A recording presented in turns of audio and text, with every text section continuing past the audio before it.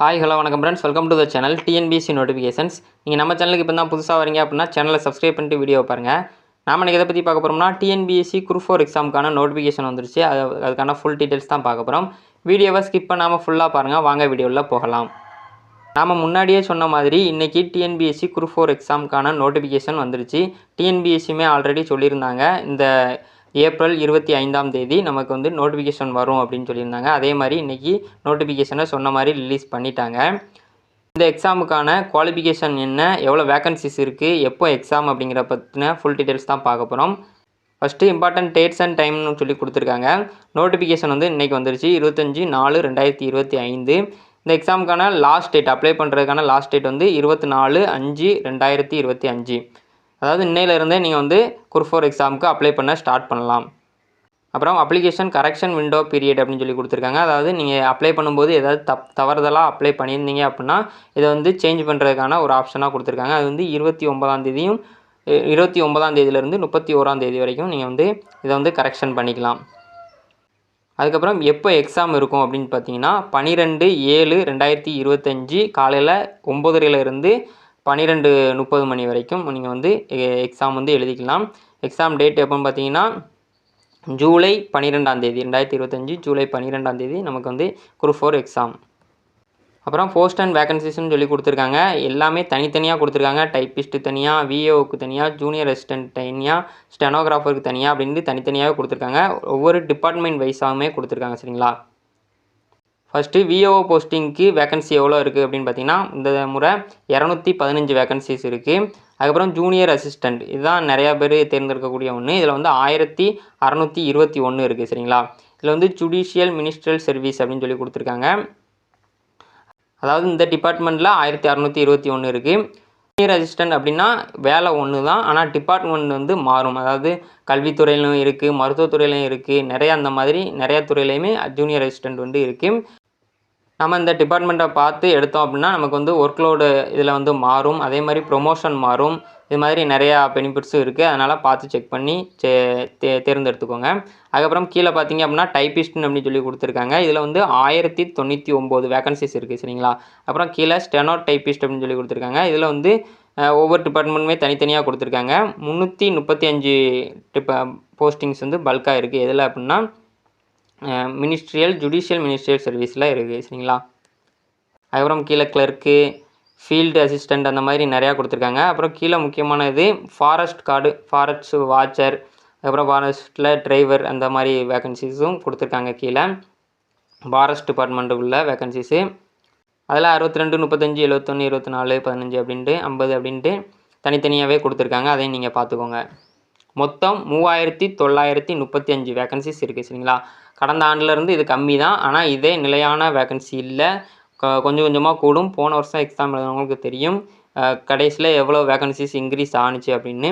நமக்கு வந்து 3 மாதம் எக்ஸாம் வரதுக்கு 3 மாதம் இருக்குது. அதுக்கப்புறம் ரிசல்ட் வந்து அதுக்கப்புறம் போஸ்டிங் கொடுக்குறதுக்கு முன்னாடி எப்படியும் 7000, 8000 வரைக்கும் வேகன்சி உயர்ந்துடும். சரிங்களா? ஏஜ் லிமிட்டட் கொடுத்துருக்காங்க. அதர்ஸ், அதாவது ஓசி கேட்டகரி அப்படின்னு சொல்லுவாங்களா, ஜென்ரல் கேட்டகரி, அவங்களுக்கு சொல்லி கொடுத்துருக்காங்க. இதில் வந்து விஏஓ அட்மினிஸ்ட்ரேட்டிவ் ஆஃபீஸருக்கு வந்து மினிமம் ஏஜ் வந்து 21 கம்ப்ளீட்டாக இருக்கணும். எல்லாமே 21 ஏஜாக இருக்கட்டும், 18 ஏஜாக இருக்கட்டும் கம்ப்ளீட்டாக இருக்கணும். நடந்துக்கிட்டு இருக்கக்கூடாது. சரிங்களா? 21 ஏஜ் வந்து கம்ப்ளீட்டாக இருக்கணும். அதுக்கப்புறம் ஜூனியர் அசிஸ்டன்ட் இந்த மாதிரி போஸ்டிங்ஸ்க்கு வந்து 18 வயசு கம்ப்ளீட்டாக இருந்தாலே நீங்கள் இந்த எக்ஸாம் அப்ளை பண்ணலாம். அதுக்கப்புறம் ஏஜ் ரிலாக்ஸேஷனுமே கொடுத்துருக்காங்க. இந்த அதர்ஸில் அதாவது எக்ஸ் சர்வீஸ் மேனு, விடோ அந்த மாதிரி இருக்கவங்களுக்கு வந்து ஏஜ் ரிலாக்ஸேஷனுமே கொடுத்துருக்காங்க. அப்புறம் கீழே வந்து பார்த்தீங்க அப்படின்னா BC, BCM, MBC, SC, SCA, ST இவங்களுக்கான ஏஜ் லிமிட்டட் வந்து கொடுத்துருக்காங்க. அதை பாருங்கள். விஏஓக்கு வந்து 21 வயசு வந்து கம்ப்ளீட் ஆகிருக்கணும். அதுக்கப்புறம் மேக்ஸிமம் ஏஜ் வந்து 42. சரிங்களா? அப்புறம் ஏதாவது டிசபிலிட்டி இருந்தால் அவங்க வந்து 52 வயசு வரைக்கும் எழுதிக்கலாம். அடுத்து எக்ஸ் சர்வீஸ் மேன் வந்து 55. அடுத்து விடோ வந்து 42 வயசு வரைக்கும் இந்த எக்ஸாம் எழுதிக்கலாம். அதுக்கப்புறம் junior assistant, typist, steno typist இவங்க எல்லாருமே 18 வயசு கம்ப்ளீட்டாக இருந்துச்சு அப்படின்னா எக்ஸாம் எழுதிக்கலாம். அதுக்கப்புறம் மேக்ஸிமம் ஏஜ் வந்து பிசி, பிசிஎம், எம்பிசி அவங்க வந்து 34 வயசு வரைக்கும் எழுதிக்கலாம். அடுத்து எஸ்சி, எஸ்சிஏ, எஸ்டி இவங்க வந்து 37 வயசு வரைக்கும் எழுதிக்கலாம். 3 வருஷம் வந்து எக்ஸ்ட்ரா கொடுத்துருக்காங்க. அதே மாதிரி ஃபாரஸ்ட் வாட்சருக்கும் கொடுத்துருக்காங்க. ஃபாரஸ்ட்டுக்கு வந்து டிபார்ட்மெண்ட்டில் உள்ள வேகன்சிஸ் வந்து 21 வயசு வந்து கம்ப்ளீட் ஆகிருக்கணும். நீங்கள் 18 வயசு இல்லை, விஏஓ எக்ஸாம் மாதிரி விஏஓ போஸ்டிங் மாதிரி இதுக்கும் 21 வயசு கம்ப்ளீட் ஆகிருந்துச்சு அப்படின்னா நீங்கள் வந்து இந்த எக்ஸாமுக்கு அப்ளை பண்ணலாம். அதுக்கப்புறம் எஜுகேஷ்னல் குவாலிஃபிகேஷன் கொடுத்துருக்காங்க. இதில் வந்து மேக்ஸிமம் எல்லாருமே 10th பாஸ் பண்ணியிருந்தாலே போதும். ஆனால் ஒரு சில டிபார்ட்மெண்ட்டில் இருக்கக்கூடிய போஸ்டிங்ஸ்க்கு வந்து தனியாக ஸ்பெசிஃபிக்காக ஏதாவது படிச்சிருக்கணும் அப்படிங்கிற மாதிரி கொடுத்துருப்பாங்க. நீங்கள் பார்த்துக்கோங்க. மேக்ஸிமம் வந்து 10th தான் பாஸ் பண்ணியிருக்கணும். விஏஓக்கு, ஜூனியர் அசிஸ்டண்ட்டுக்கு எல்லாத்துக்குமே பாருங்கள். இதில் வந்து எஸ்எஸ்எல்சி பாஸ் பண்ணாலே போதும் அப்படின்னு சொல்லியிருக்காங்க. அதுக்கப்புறம் டைப்பிஸ்ட்டுக்கு நான் தனியாகவே வீடியோ அப்லோட் பண்ணுறேன். மஸ்ட்டு நீங்கள் வந்து 10th முடிச்சிருக்கணும், பாஸ் ஆகிருக்கணும். அதே மாதிரி இதில் இவங்க சொல்லியிருக்க மாதிரி டைப்ரைட்டிங் எக்ஸாமில் நீங்கள் வந்து தேர்ச்சி பெற்றிருக்கணும். சரிங்களா? தமிழ்நாடு கவர்மெண்ட்லேருந்து நடத்தக்கூடிய இந்த டைப்பிங் எக்ஸாமில் நீங்கள் தேர்ச்சி பெற்றிருக்கணும். தமிழ் ஹையர், இங்கிலீஷ் ஹையர், அப்படி இல்லை அப்படின்னா தமிழ் ஹையர், இங்கிலீஷ் லோயர், இல்லைனா இங்கிலீஷ் ஹையர், தமிழ் லோயர் அப்படிங்கிற மாதிரி நீங்கள் வந்து முடிச்சிருந்தீங்க அப்படின்னா நீங்கள் இந்த டைப்பிஸ்ட் எக்ஸாமுக்கு அப்ளை பண்ணலாம். ஸ்டெனோ டைப்பிஸ்ட்டுக்குமே அதே மாதிரி தான், பார்த்துக்கோங்க. அதுக்கப்புறம் ஃபாரஸ்ட் வாட்சருக்குமே தனியாக இருக்குது. இதில் வந்து 10th முடிச்சிருக்க மாதிரி இருக்கணும். அதுக்கப்புறம் பாசிங் ஹையர் செகண்டரி ஸ்கூல் அப்படின்னு சொல்லியிருக்காங்க. அதாவது அதில் அந்த ஹையர் செகண்டரியில் chemistry, biology, zoology or botany ஏதாவது ஒரு சப்ஜெக்ட் வந்து எடுத்து படிச்சிருக்கணும் அப்படிங்கிற மாதிரியும் சொல்லியிருக்காங்க. இது ஃபுல்லாகவே நீங்கள் ஃபுல்லாக வாசித்து பார்த்துக்கோங்க. டெலிகிராம் சேனலில் நான் அந்த நோட்டிஃபிகேஷன் பிடிஎஃபாக கொடுத்துருக்கேன், பார்த்துக்கோங்க. ஹைட்டும் ஜெஸ்ட் மெஷர்மெண்ட்டும் கொடுத்துருக்காங்க. மேலுக்கு வந்து 163 ஹைட் இருக்கணும். எஸ்டிஸ்க்கு வந்து 152 இருந்தால் போதும். அதுக்கப்புறம் ஜெஸ்ட்டு வந்து நார்மலாக 79 இருக்கணும்.